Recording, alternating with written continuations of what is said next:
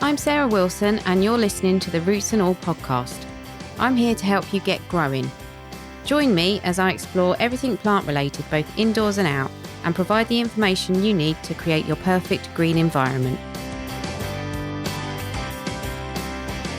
Hello and welcome to this week's episode of the podcast. This week I'm speaking to James Basson of Scape Design. James runs his design practice along with wife Helen out of the south of France, and they're part of a design school amongst which are counted Thomas Rayner and Claudia West, James Hitchmer and Nigel Dunnett, and Olivier Philippi, a school which has become synonymous with the naturalistic style, the use of native plants, and often the implementation of matrix or grid planting to populate large areas of landscape. It was this part of James's practice that initially sparked my interest, and we get round to talking about that towards the end of the interview. But first, we cover the type of work undertaken by Scape Design and the gardens James designs for some of the most demanding environments. We started the design practice in 2000, I think, in the south of France. I'd spent 2 years working for a guy called Ross Palmer, a Kiwi, in London, in Islington. And then we moved out here and had babies and bought a house and did all those things pretty quickly. So we had to get working pretty fast and make money. So we were doing maintenance and build. Then we did design and build and slowly developed into just a design practice. But we spent 7 years making gardens, which was a great post-school thing to do because you really learn about how things are made and how long things take and how expensive things are and all that sort of stuff. So it really helped us understand our business. And also the maintenance side, understanding what maintenance is and what a pain it is to do stuff that's really irritating, that some designs that you make end up being frustrating for gardeners. So I think we've been always quite focused on what we're putting into gardens, how they're going to be maintained. It's sort of a big part of our work. I came from landscape painting, so I've sort of got a sort of potentially different look on my take on landscape.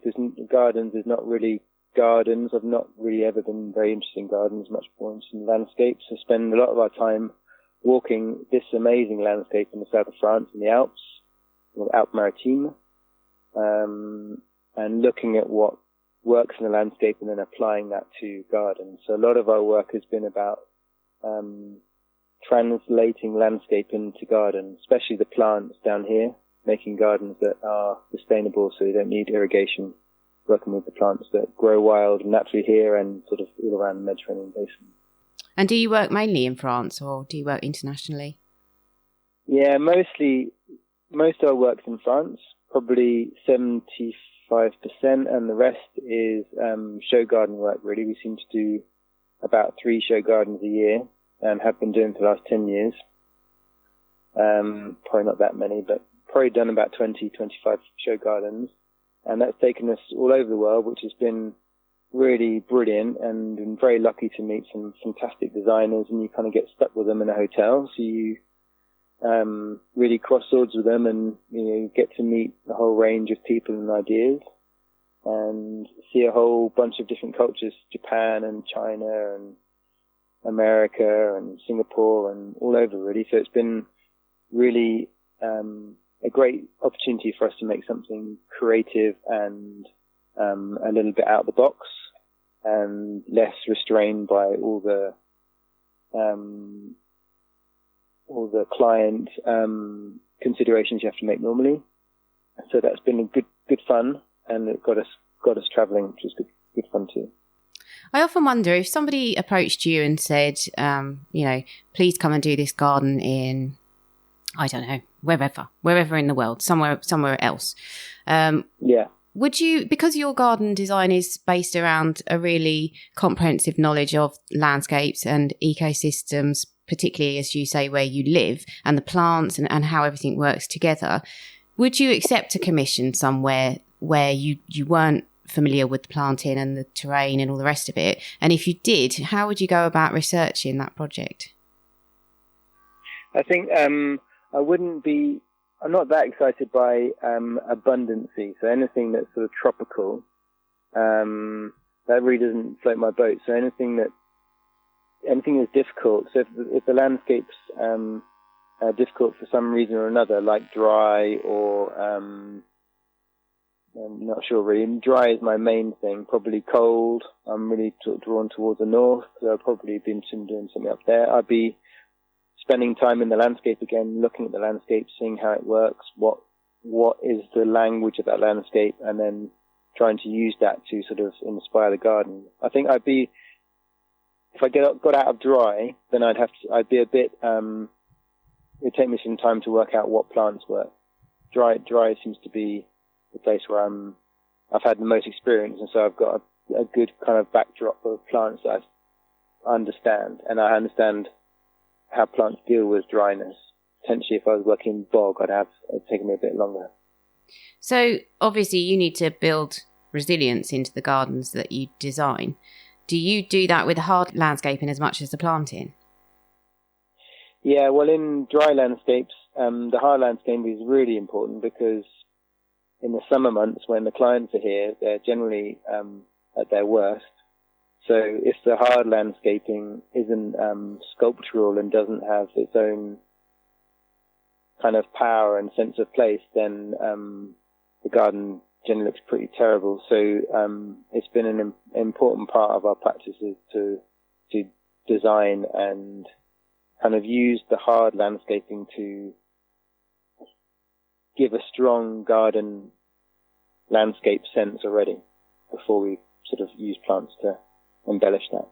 How important is it to incorporate plants that are, to all intents and purposes, low maintenance or resilient in certain situations?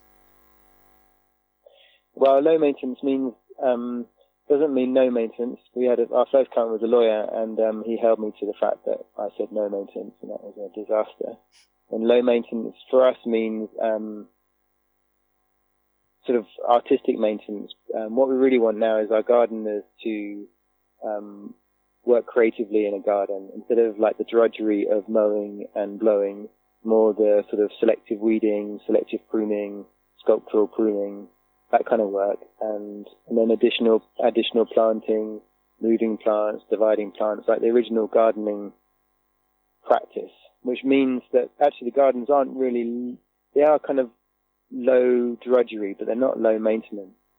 And I think what really makes great gardens is the maintenance. And if there's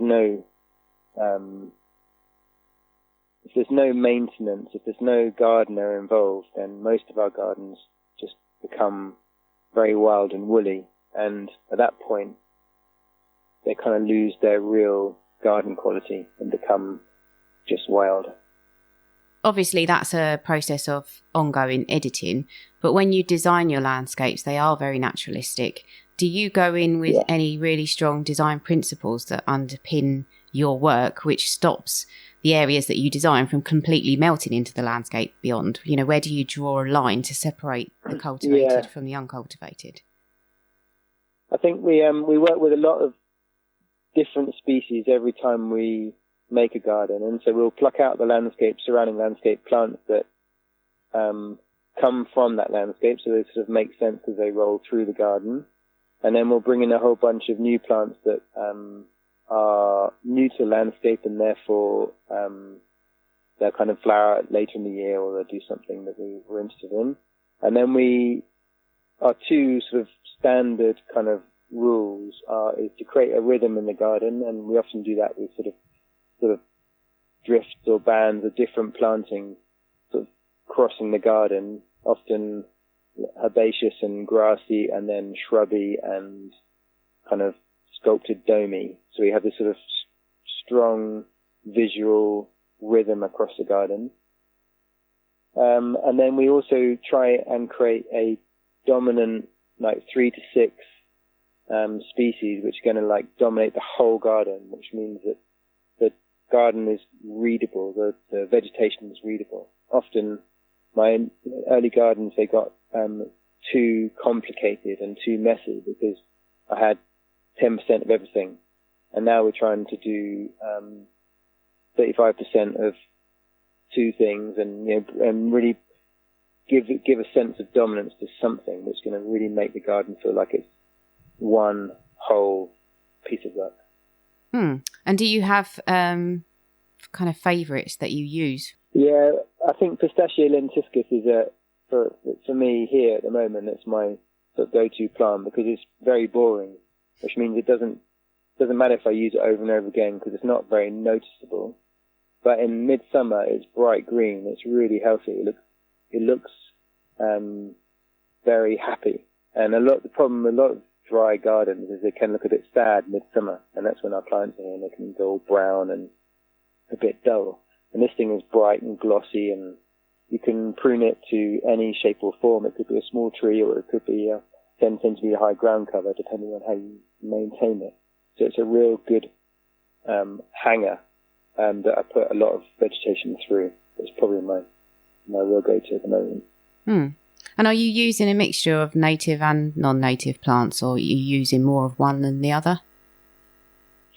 I would say it's 30% native, so plants that are really growing in the surrounding landscape, and the rest is Mediterranean basin. I don't really go for much South African, although South African plants are useful because they're more summer flowering, but I always find them looking a bit extraordinary in landscape, and the same with Australian plants. There's lots of Australians that will do quite well, but somehow I just think they sort of feel a bit at odds with the rest of the plants, so I try and stick to Mediterranean basin. And is there the potential for any of those to become invasive? And if there is, how do you mitigate that? Yeah, there is, and it's a worry with what we do. We're using a lot of Euphorbia rigida at the moment because it's a really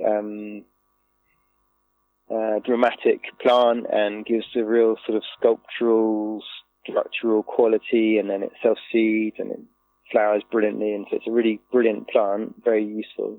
But it is self-seeding really well, and so we are a bit nervous about that. I think our big issues are the plants that self-seed. Anything that doesn't self-seed, we're not really too worried. And those ones we have to keep an eye on, and that's back to maintenance really, keeping an eye on where they're going and how they're working.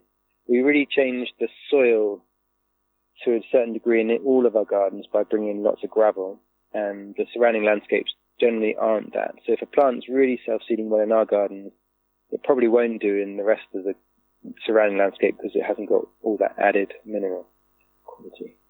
Can you talk a bit about your matrix form of planting? I know that we have discussed this in the past, but yeah. Could you just touch on that and the ideas around it? Well, I think it's, I read James Hitchmore and Nigel Dunnett produced a book called, it'll come to me in a minute, but they produced this brilliant book, and they were talking about how foresters do planting plans to the point where it's not about the garden designer saying, "Oh, I think this lavender would look perfect here," and "Oh, I think this rosemary would look perfect there," but actually putting a pattern across the landscape and just filling that with a matrix. And that matrix, it doesn't really matter where each plant turns up in the garden, because in the end you're trying to get this maybe rhythmic or strong graphic in some way, but pattern across the garden. And if the rosemary and the lavender are in the opposite positions, it doesn't really matter because you're trying to make this natural quality. And so we produce these sort of formulas that we might sort of polka dot with some sort of structure and like underplant with some sort of ground cover, but we generally like lay this matrix across the garden, varying itself when it comes to shade or comes to full sun or comes to a wetter area. So it sort of evolves, but there's a sort of pattern which gets sort of draped across the landscape, and that's really worked well for us. It also works well for speed of laying out. So gardeners, when they come to lay these gardens out, they find it easy to do because we're not too uptight about where the plants end up. And we used to do these sort of spotty plans with symbols on for every individual plant, and then the gardeners would go bonkers about trying to make that work and trying to lay it out. And in the end, they start making it up, and we couldn't tell the difference, so we realised that we just make it much more simple. And is that based on a particular size grid? Is it like, I don't know, 2 square metres per grid that then gets repeated? Or does it vary? I think it varies. The more, if the surface area of the garden is bigger, then we'll use more species. If we're working in a really small garden, we would still do it. We'd probably reduce the amount of species so it doesn't get too busy. And again, we'd make sure that we've got like some dominant vegetation so it doesn't look too sort of brown. We want to give it sort of highlight. And would you say that there is kind of a lower and an upper limit as to how many species you would include in one of those grids?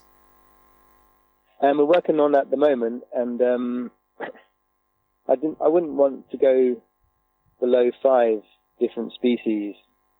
So I guess if you've got 5 square meters, 5 plants square meter, 25 plants, I think 5 would be my minimum. Otherwise, of course you could just do some monoculture of lavender, and I guess that's got its value, so it's not like it's wrong.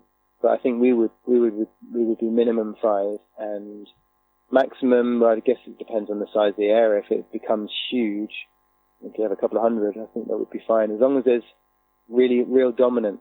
There's a real kind of 30% of something which is really strong, so that it doesn't become just too messy. And then presumably you put that together based on how those plants will interact with each other and how the root systems would develop and all the rest of it. Is that right? Yeah, we're working on that. I mean, that is the holy grail for me at the moment. We've sort of been looking at into ecology studies, the CSR model, which James and Nigel will talk about this sort of competitivity and values their different plants and their different mechanisms for proliferating. Also, Claudia West and Thomas Rayner's work is fantastic, and they've sort of pulled out of ecology as well. They've pulled out the fact that some plants proliferate by self-seeding, so you often spot them through a landscape, and some plants through running, so you kind of group them through a landscape. And so there's these patterns of laying plants out relative to how they will grow in a landscape. And so we're sort of kind of accumulating all that information at the moment to try and produce solutions that are long-lasting and will evolve and initially look right in the landscape when we lay them out, and then evolve in a communal way.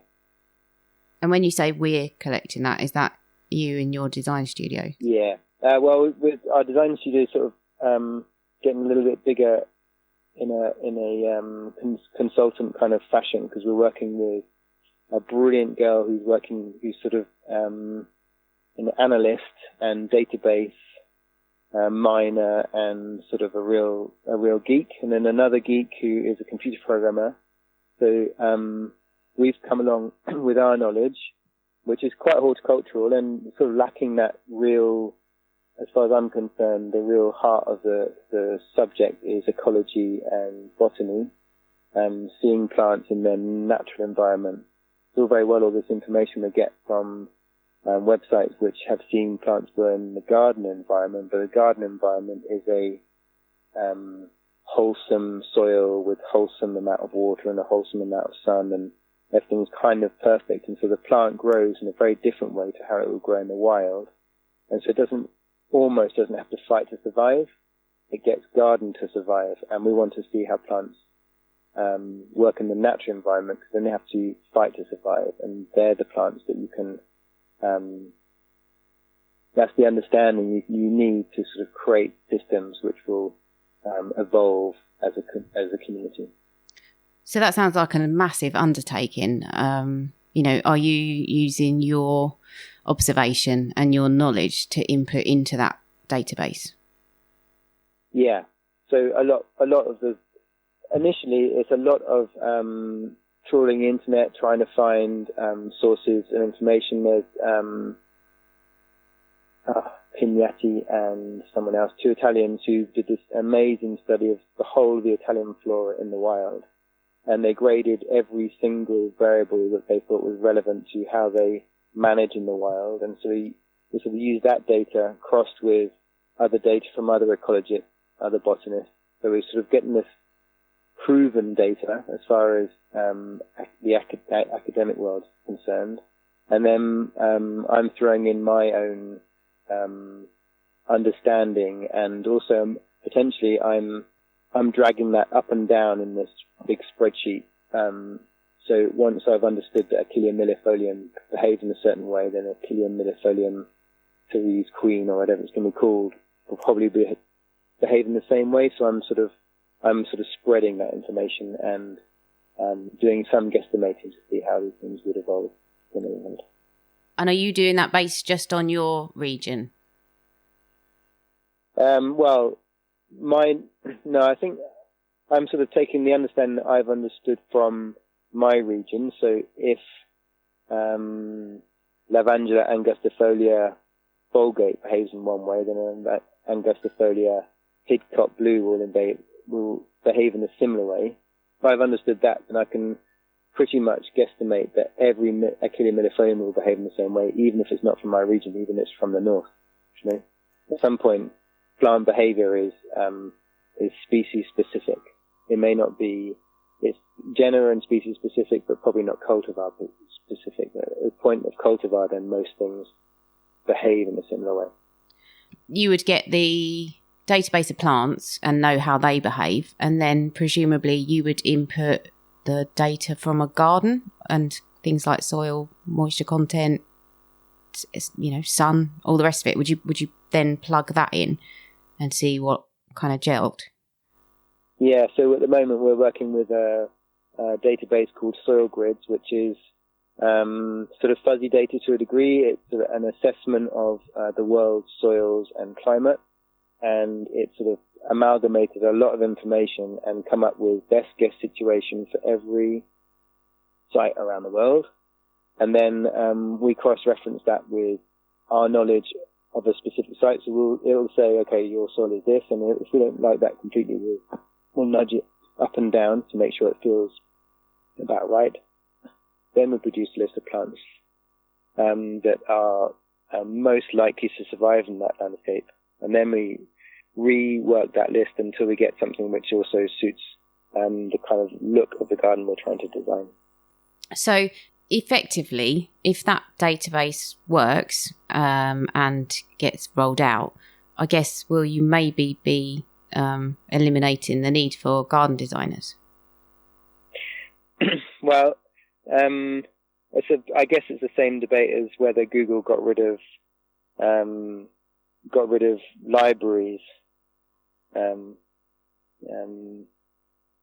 Initially we used to go to libraries to do our research, and it used to take us 2 weeks. Now we use Google, and it takes us 2 hours, and this instead will take 2 minutes. But it's the same kind of information, just reprocessed to make it quicker and easier for designers to use. It's not removing that information, or you can go back into that information and spend hours going back into the books, or hours sort of trawling the internet, or you can spend a couple of minutes looking at the results produced by a database which has used all that information. And if you're not sure about it, you can go back and double check yourself. So it's just a sort of a speed thing more than a eradication thing. And so designers, we're all trying to work to a budget and a timeline. This is just, the idea is it just helps them work faster. So it doesn't actually churn out the matrix plan as a done deal? Well, there's sort of, we're thinking that maybe there's a few kind of levels. No designer is going to want to work with something that tells them what plants they should choose.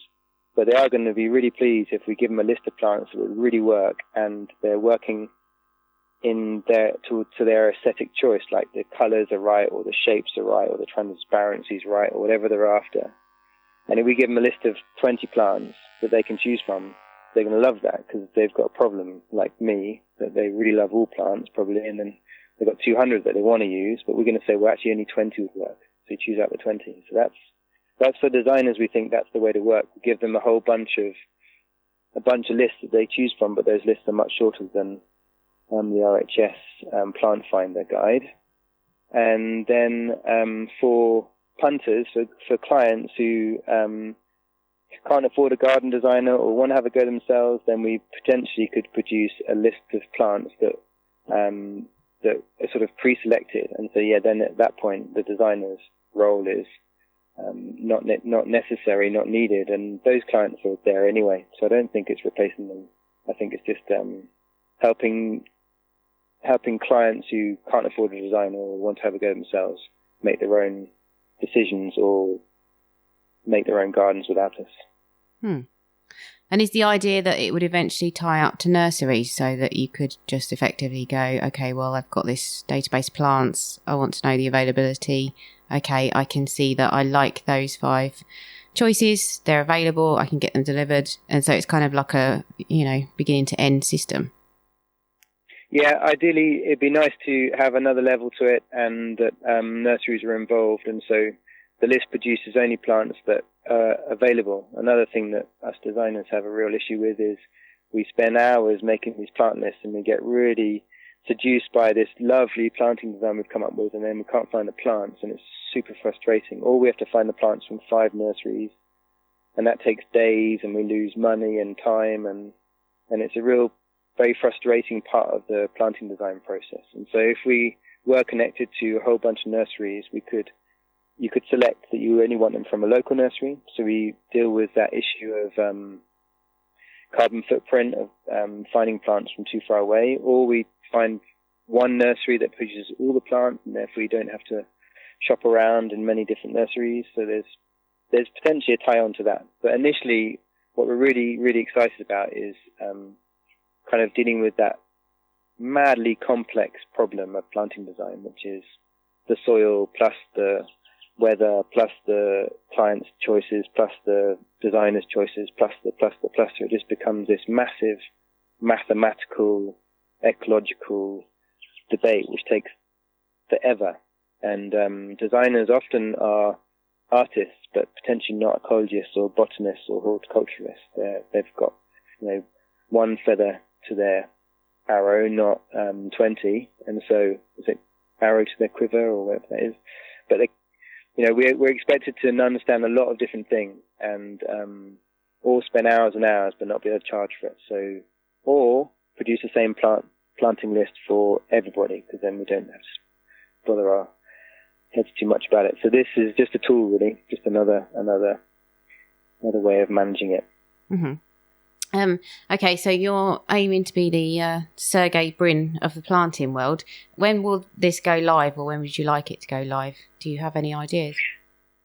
We'd like to produce the database and the initial database and the initial kind of list format for designers. We'd like that to come out this summer. It won't be perfect, but we think it's better to get it out there and start sort of sharing that. We want it to be a free online service that designers can go online and use and produce plant lists, and we really want their feedback to understand whether it's a goer, really, whether it's producing plants lists that people are interested in, if there's things we haven't really thought about, and to try and sort of improve that. But that initial, 200-day piece of work we put in, we want to give it out free so that people can have a go and see if it works, and see if people get excited about it, and see if it's something that people would use. Cool. Well, when it goes live, will you let me know, and then I can let everyone who's listening know? All right, we'll do. Sure thing. So watch this space. Thank you very much to James for sharing an insight into his work and for talking about his new project. Personally, I find the advancement of technocracy into an arena such as landscape design quite scary, but I find it hard to articulate quite why without resorting to ethereal and abstract concepts. One book that deals with this issue is Charles Eisenstein's Climate: A New Story, which is an interesting read and does exactly what it says on the tin. Taking a reductionist approach to plants and landscape seems almost inevitable if we continue along our current path, but I can't help resenting it. Maybe it's a simple fear of the unknown and resistance to change, or maybe we should listen to our instincts even if we can't fully justify why. As always, a huge thanks to you two for listening, and I won't catch you next Tuesday because from now on the podcast will be released on a Monday. And as of next week, there'll also be an additional segment at the end of each interview too, which I hope you'll enjoy. So catch you in 6 days. You can download or listen to the podcast direct from the website www.rootsandall.co.uk, where you'll also find my blog and a sign-up form for the newsletter, which gives you a weekly roundup of content, plus the inside scoop on things like upcoming guests. Or you can subscribe wherever you normally get your podcasts. Email me with comments and feedback at podcast@rootsandall.co.uk. Follow me on Twitter, Roots and All, Facebook, Roots and All UK, and Instagram, Roots and All Pod. But please also check out my Patreon, where you can make a one-off donation or take out a monthly subscription to help support my work, because if you like what I do, please help me to continue doing it. Even if you make a one-off donation of £1, trust me, it all helps and I will be immensely grateful. So please go to Patreon and search for Roots and All.